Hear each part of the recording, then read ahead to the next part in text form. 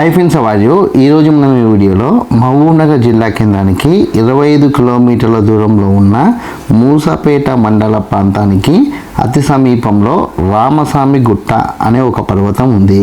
ఆ పర్వతం 400 మీటర్ల ఎత్తు ఉంది. ఆ పర్వతం మీద రామలింగేశ్వర స్వామి ఆలయం ఉంది.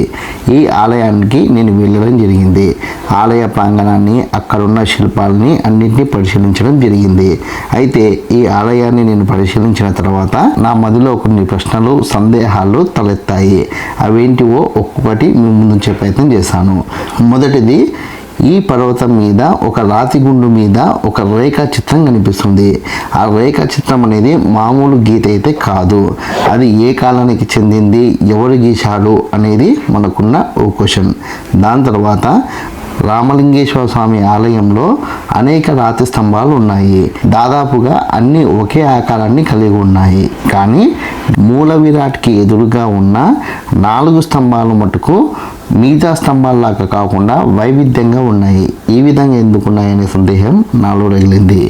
దాని తర్వాత అమ్మవారి విగ్రహం పక్కన 7 స్త్రీ దేవతామూర్తుల విగ్రహాలు కనిపించినాయి. అయితే ఆ విగ్రహాలని మళ్ళీ పరిశీలిస్తే అక్కడ ఆ రాతి మీద అప్పటి కాలం రాత కనిపించింది. అంటే ఇక్కడ నాలో వచ్చిన ఒక సందేహం, ఇది రాతి శిల్పమా లేదా శాసనమా? శాసనం అయితే ఎవరు చెక్కించారు, ఎప్పుడు చెక్కించారు అనేది మనం పరిశీలించాల్సి ఉంది.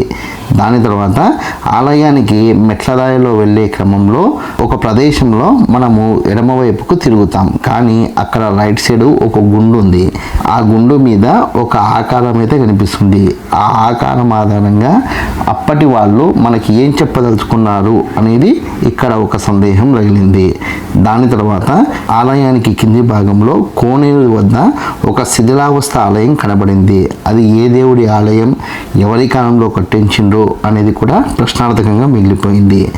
ఆలయానికి ముందు భాగంలో ఒక చిన్న ఆలయం ఉంది.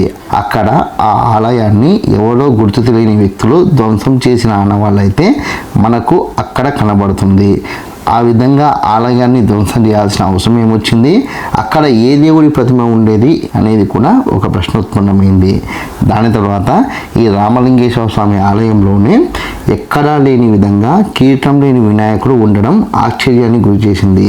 గర్భగుడికి కుడివైపుగా ఒక చిన్న గది ఉంది. ఆ గదిలో మనకు 2 దేవతామూర్తుల విగ్రహాలు కనిపించినాయి. అందులో ఒకటి శివలింగం, రెండవది వీరభద్రుడి స్వామి విగ్రహం. అయితే ఇక్కడ వీరభద్ర స్వామి విగ్రహం పానవట్టం మీద ఉంది. ఆ విధంగా ఎందుకుందన్న సందేహం నాలో రగిలింది. మీకు ఈ ఆలయం గురించి, ఇక్కడ నేను లేవనెత్తిన సందేహాల గురించి ఏమైనా తెలిస్తే ఖచ్చితంగా కామెంట్ సెక్షన్లో కామెంట్ చేసే ప్రయత్నం చేయండి. దాంతోపాటుగా నాకు అర్థమైన విషయాల్ని, నేను సేకరించిన ఆధారాలని ఒకసారి పునర్పరిశీలించి ఈ విధంగా ఉండడానికి గల కారణాలేంటో నేను ఒక్కొక్క దాని గురించి స్పెసిఫిక్గా అనాలిసిస్ చేస్తూ వీడియో చేసే ప్రయత్నం చేస్తాను. ఈ వీడియో కనుక మీకు నచ్చినట్లయితే లైక్ చేయండి, కామెంట్ చేయండి, షేర్ చేయండి. ఛానల్ని మట్టుకు ఖచ్చితంగా సబ్స్క్రైబ్ చేసుకోండి. జై హింద్, వందే మాతరం.